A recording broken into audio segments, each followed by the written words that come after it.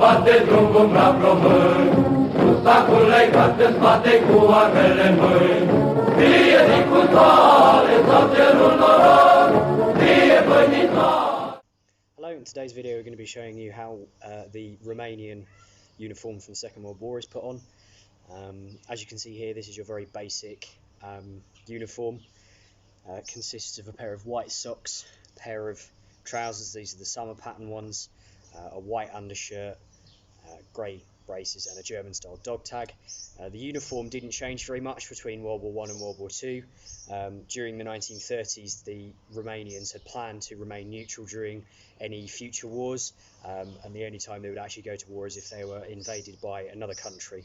So that's why the uniform is very similar to their World War I uniform. Your putties, these were used throughout the war, again hangover from the First World War. Most important thing to know about these putties is that they are extremely long. The main use of these is for ensuring that you have good strength up your leg and making sure that your knee is supported whilst on long marches. And the most important thing as well with these to remember is that they are curved. Most nations just have complete straight putties. The first thing you have to do with these is place them round your ankle and tie around the base, just slightly above your ankle, like so.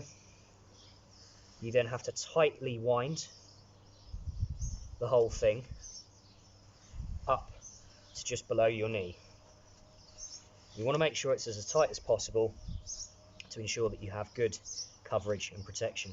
It will take you probably a few tries to get it right, but these are extremely comfortable when you do get them right.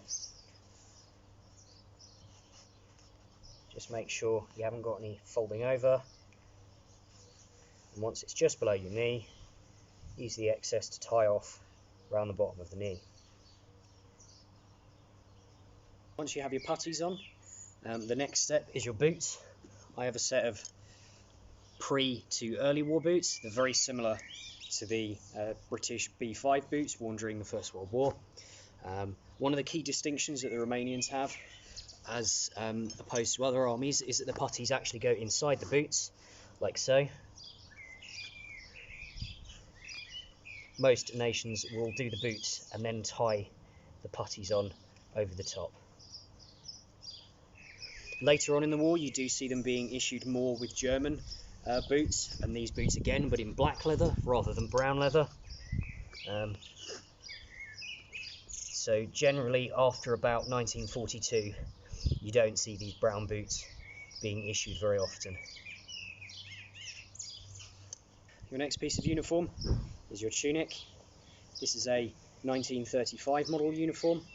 It consists of two breast pockets, pointed sleeves and epaulets.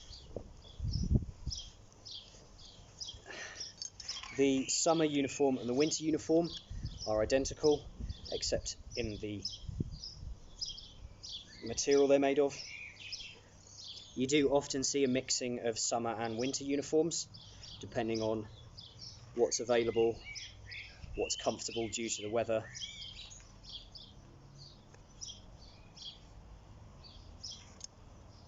At the top you have two collar hooks, which means the uniform is supposed to be done all the way up.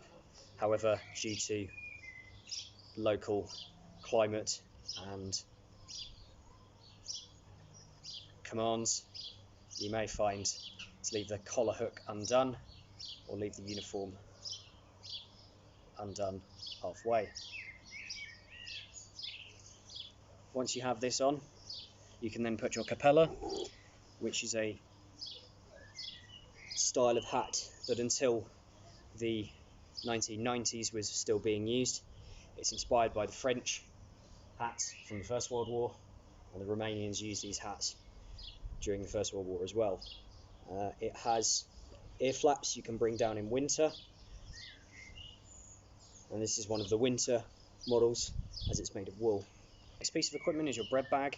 This is basically your bag that your entire life goes into. As you can see there, your mess kit attaches to the top.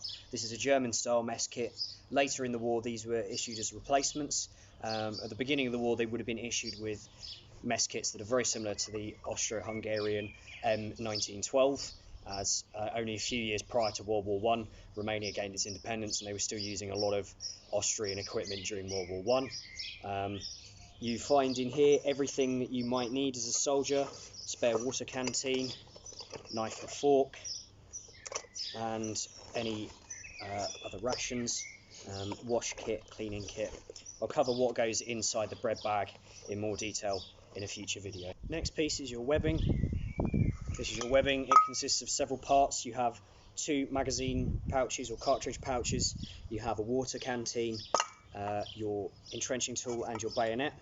It's all leather in its construction. Inside the magazine pouches you should be able to fit up to 10 clips for your rifle. You do also see troops later on in the war who are being issued with submachine guns still using the normal rifle cartridge pouches. The belt is extremely similar to the German one in that it loops under like so. Just make sure everything's tucked in. Your canteen should go round the back, however you do see them held round the front. Your spade goes down your left leg with your bayonet on, so you can do a cross draw to fix your bayonet. And round the back, again, you would either have your canteen round the back or you would have your gas mask here. Your next piece of equipment is your gas mask. This is an original Romanian one produced by Zaragoza. It is a copy of the Polish WZ-35. They are extremely similar, and you do see early in the war them using fabric bags, but later on they were produced in these metal cans. When you are wearing your gas mask, your bread bag goes on the left, and when you are, your bread bag goes on the right. Your other piece of equipment you can have is obviously your helmet. This is a Dutch helmet. The Romanians up until 1938 were still wearing Adrian helmets from World War I, so they replaced them with Dutch-bought M38s, and after the annexation of Holland during the Blitzkrieg, they received a number of brand new ones made by the Dutch, and a couple were made in ghettos in Poland. As you can see, it's got quite a distinctive shape. This is an original one that's been refurbished by myself, and it has a helmet net on. It's an extremely good helmet. It's designed to withstand shrapnel from above, and it's extremely thick with rolled steel. Finally, of course, you can't fight a war without a weapon. This here is my K98. The standard issue weapon of the Romanian army was the VZ-24, which is a Czech copy of the K98. However, later on in the war, when replacements were required, generally German army K98s were used. This is normally seen slung over the right shoulder due to the way that their drill is run, and then it is held like this, or held behind the bread bag.